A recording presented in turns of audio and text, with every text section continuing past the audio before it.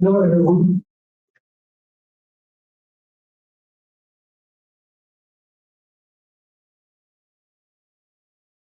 Thanks for being here. It's a special occasion. It's another episode in the lecture series Designing Green Cities. I think it's a very actual and important topic. And I think it's a nice follow-up of the lecture series we organized last year, which was actually quite a big success. So we thought maybe we should also organize it this year.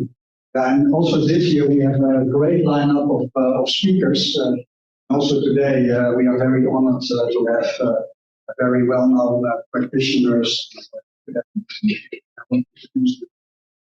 My name is Steffen Nijhuis, for you who don't know me. I'm a full professor of landscape-based urbanism and also head of the landscape architecture section. And together with the Green City Foundation, we organized this event. And this event was also not possible without the generous financial support by the Green Cities Europe program, funded by the European Union. So thank you very much. Yeah, in a way, what actually the concept of this lecture series is not only to hear perspectives from academia, but also from practitioners of the field, from the field, and to have a kind of dialogue. And actually, we organized three different sessions. One on landscape-based urbanism, and in a moment I will elaborate a little bit on that, what we mean with that. Also, the next one is about ecological urbanism, and also later this year we also have a session on forest urbanism. And this is not so much about putting things in boxes, but to develop, let's say, different paradigms, if you like, designerly ways of knowing, if you like, to the actual challenges we face related to climate change or the fast urbanization we see all over the world. So it's really about stimulating the dialogue, not only amongst academics, but also amongst academics and the practical world. And of course, also most of you are the future professionals. So we really want to stimulate your critical thinking and hope to provide you some clues to develop your mind in that respect. And not to think in terms of silos or in short term only, but also to think ahead in the longer term and to work in interdisciplinary ways. Yeah, what's very interesting, so before we continue, it's maybe good to highlight the program. So that will be as follows. I will give a short introduction in the topic of landscape-based urbanism. After that, we will have Professor Nina Marie Lister elaborating on wild ways landscape infrastructures for the biophilic city. Then we have a short break. And after the break, we have Martin Knuijs, director and founder of one of the founders of Oka Landscape Architects, dwelling upon the idea of urban biotopes, designing cities where nature and people can thrive. And then, of course, we're also very honored to have him here, Professor George Descombe, designing a river garden. And hopefully, after each of these lectures, we have a short discussion with you. So please feel free to raise questions at the end of each lecture. So, yeah, the topic of today is landscape-based urbanism, and maybe you wonder why not landscape urbanism? Because it's a well-known paradigm, also developed in the United States. But I think we have a very particular infill to the word landscape, because we think landscape is the result of the action and interaction of people with their natural environment. So it's not only about natural processes or ecology, it's also about social cultural processes. And in a way, landscape is about the integration of these two concepts. So therefore, we strongly believe that it is a very interesting field to develop, to look at how we can shape the urban environment with natural and social cultural processes. And I think this afternoon we will have very nice examples on how you can do that. Practical examples, but also academic ways of thinking about that. And indeed, yeah, we have big challenges. So we know that in the upcoming years, the amount of people in cities will double. You can read it from the sheets, but yeah, there are so many challenges connected to it. And what's even a bigger problem, all these people, they have a very big footprint. So cities will not only, they will be 3 times bigger than they are now, at least, or 4 to 5 times in some parts of the world. And this always goes at the cost of precious ecosystems. It will happen in the most vulnerable places, the floodplains of the river, for instance, or the deltaic lowlands. And then the question is, how can we deal with that? And then, of course, I don't talk about climate change yet, but we know also the severe drought and the intense rainstorms, the sea level rise, etc., etc. So how are we going to work with that? And of course, as you know, landscape architects, urban designers are usually optimistic in mind. They look forward and they see it also as an opportunity to do things in a different way. And I think landscape-based urbanism can be a very powerful vehicle to engage in that discussion.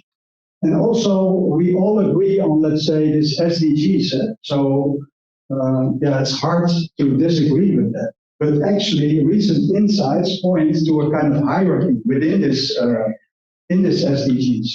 And actually, what's very interesting to see is that the biosphere should actually be the basis for societal development and then for economic development. And nowadays, it's often the other way around. We start with economy, then we try to fit in or shape society, and in the end of the line, we try to work with ecological and we try to fit it in. But actually, this paradigm takes a different approach to it. It takes the landscape as the basis, landscape first, if you like. And of course, that's also about connecting design and research. So it's not only being an optimist and making nice designs. No, it's also about knowledge-based design, a proper knowledge on how ecological processes function, how socio-cultural processes function, and how you can make them operational in your design process. And I think also later today, we will see very nice examples on how that is put into practice and what kind of different results you will get from doing that. And therefore, I think this transdisciplinarity is also a very important element of this landscape-based approach. It's not only for landscape architects, it's also not only for design disciplines, it's also for other stakeholders, the people where we do it for and do it with. So actually, it's also about a design, a co-creative process which integrates different stakes and knowledge and builds on that towards new solutions. And of course, when you look at the basis of it, it's actually nothing new. So we all know this great works of Ian McHarg and Winston Spurt, etc., etc.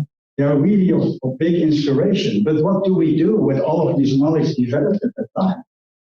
Also, when we look to very nice examples of these landscape approaches, like the watershed approach as appropriated by John Wesley Powell, for instance, that you should develop the arid west of the United States based on watersheds.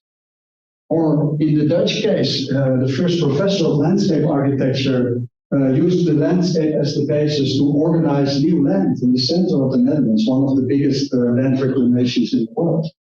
So in a way, these kind of examples show that there's a big potential to work with that. But how can we put this into the contemporary perspective?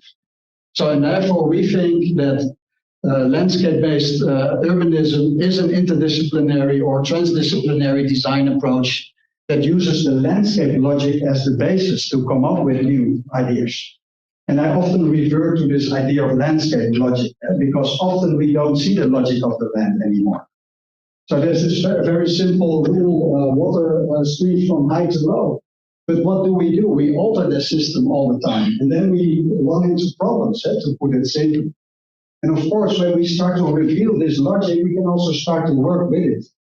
And that's, I think, the very basis of working with landscape. And of course, as I mentioned, it is not only about landscape ecology or landscape architecture, it's also about urbanism and about design. which goes through the scales. It's knowledge-based design. So, and at the same time, also having a proper portion of poetry and creativity in there. Actually, these worlds cannot be separated. So it's not a kind of mathematical exercise when you have the computer models, you will have the answer. No, it's like these are powerful tools in the thinking process. So they are not, there are means in this whole process. And of course, as I mentioned, it is really about designing with natural processes. And this is like a Dutch example. In the Netherlands, how to use, how to restore water systems where erosion and sedimentation can take place, where ecological succession can take place. So it's about dynamics, it's about change. It's about creating living systems which are allowed to change and adapt to different circumstances. And I think as designers, we need to take that into account or use it as a design tool. Not to put a line on paper and say this is how it should be. No, it's about creating conditions that these kind of systems can thrive. And of course, it's also about working with social cultural processes. Here you see a man practicing historical practice of recharging the groundwater in the east of the Netherlands. And they reinstalled this system in order to combat drought. And at the same time, it had a big effect on the community over there. Also, when you go there in the summertime, the areas around it look like deserts because of the drought.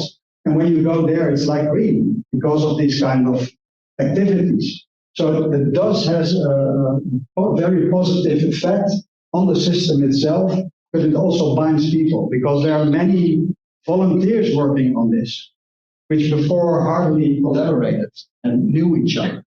So it's also really about the whole process of co-creating knowledge and understanding on how the system works, and at the same time start to work with it. And sometimes things fail, but is that a problem? Of course not. So you can go on. It's like sometimes also like an experimentation field to explore new ways of collaborating and to learn from that. And that's also very interesting in natural systems. Things also change and they have the ability to adapt. These systems are very resilient. They can withstand some backdrops. It's also about designing spaces. So it's not only kind of technical process, it's also about strengthening the identity or the character of the space. So the landscape in the east of the Netherlands look very different than the landscape from here. So your approach or your results should also adapt or to work with that to some degree. Also, landscape is a palimpsest, layers of time. And I think this is a very nice example on how you can conceive that. But I think landscape-based urbanism is also really about designing with history. Not to reconstruct history, but to take it as an inspiration and to learn from it. Because people have interacted with these systems for centuries often. What can we learn from that and how can we work with that? And nowadays often we think, yeah, we can do it. We have the knowledge, so we superimpose a technical system on top of that, and then we destroy a lot of values and create our own problems. So it would be smarter to learn from these systems and to work with them. So in that regard, it is also a paradigm which, let's say, has two dimensions, a more research-oriented dimension and a more design-oriented perspective. On the one hand, it is really about gaining understanding and how natural and urban landscapes function as a complex and dynamic system, which entails working through the scale, entails thinking about structure on the one hand and process on the other hand, and how these worlds influence each other. But it also goes throughout the scales, from an urban region to a site, and vice versa. How do these worlds influence each other? It's also about understanding urban typologies and what we can learn from that. So here we developed a couple of methods which can help us to understand landscapes as complex systems by, for instance, decomposing them in layers according to the dynamic of change. also to look to scalar relationships. Now I don't have time to elaborate too much on that, but this is like a very important foundation which you can include in your design process. So this is, I think, a very nice example on the result of this interaction. So this is our polar map. So big stretch of the Netherlands is below sea level, 28% to be precise. And about, in total, 55% of the Netherlands is flood prone. And here you see why. The bluish color is indicating the area below sea level. And what you see is the structure on top. This is what we call the Dutch polar landscape, which is in a way an engineered landscape typology which deals with this amphibic circumstances, you can say. So then the question is, what do you do with this knowledge? Is it like a tailor-fit solution? Do you look at the site and work with it? Or is it like a standard solution we have everywhere and just solve the problem? Here you see also other, let's say, adaptations to the natural underground. So do we see this logic of the landscape? And do we work with that? And of course, you can involve many other layers. And this is on a regional scale, I know, sometimes a little bit abstract, because you can also do that on a more local scale. It's also about the relationship between natural and green systems. And we try also to engage in research on what is a kind of optimum relationship between both. What are possibilities for future development? Metropolitan parks and networks. What can we learn from examples from all over the world? How do they work as arbiters to connect natural processes with social cultural processes? And of course, we look into examples. And here I just show a couple of examples from the Netherlands. In this case, for instance, Kerkenbos by Burg Architects is a really nice example on how landscape can be prioritized in the design. Landscape was really the basis for the development of this urban development. And you can go there, it's really amazing to see how it works. Or here, reconstructing landscape features by the office of OCRA, an historical water system was restored. This was a couple of years before, this was like a road. And now it's like water and nature and recreation. Reconstructing landscapes.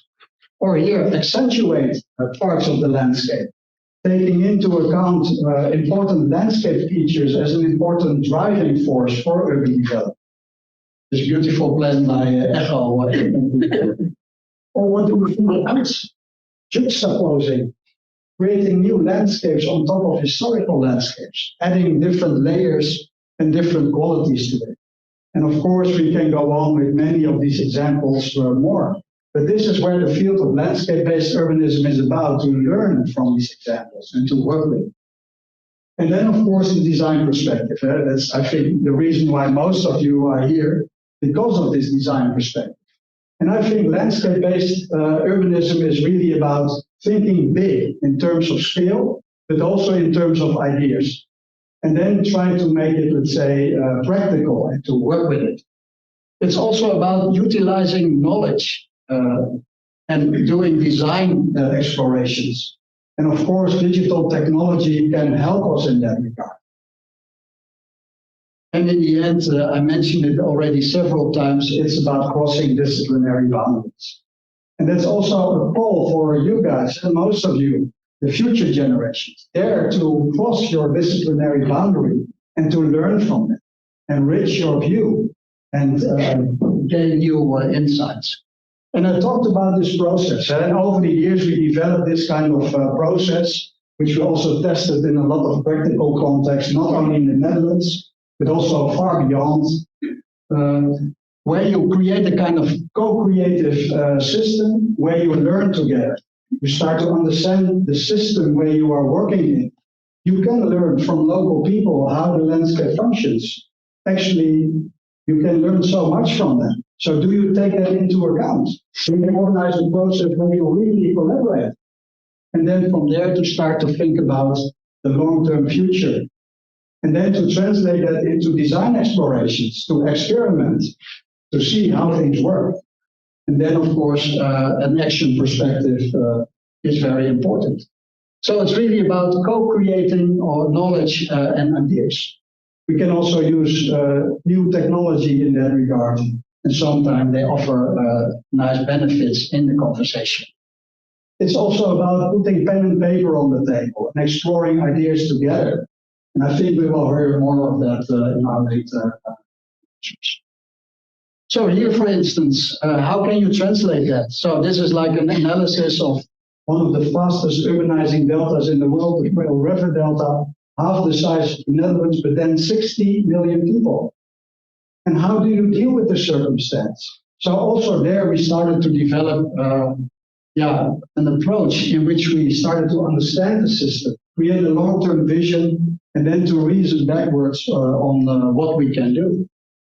Also, working in a more systematic or systemic, integral and multi-layered way. So it's not only about flood protection, it's also about nature development. It's also about functional uses. It's really about integrating instead of separating. And also in this regard, we developed this kind of long-term visions, looking at the interaction of how water safety and knowledge economy can coincide and stimulate each other. It's about developing design principles which are connected to it. And then, of course, it's also about applications. So these are really studies to see on how you can make this happen in a practical context. And in this case, together with Oka landscape architects, we developed this vision for Chantal in this case, in order to see if we can really make it work. And this kind of imagery is connected to it. It's like, this is not only a new urban tissue, it's also about making use of historical structures, creating biodiversity, stimulating biodiversity, and also create new recreational values. So this is like in a nutshell where landscape-based urbanism is about. And of course, in the end of the day, it's about cultivating the region or as a garden in such a way that it will thrive. So I think landscape-based urbanism is a little bit like gardening. So we can create conditions and then the rest will come and then we can manage. And I think later we will also see some very nice examples. So when you want to have some more insights, so please feel free to scan the QR code and to read more about it. So I think it's my time is up because I would like to invite our next speaker. I'm very honored to have you, Professor Nina Marie Lister. She's full professor of landscape architecture at Toronto Metropolitan University and founder and director of Ecological Design Lab.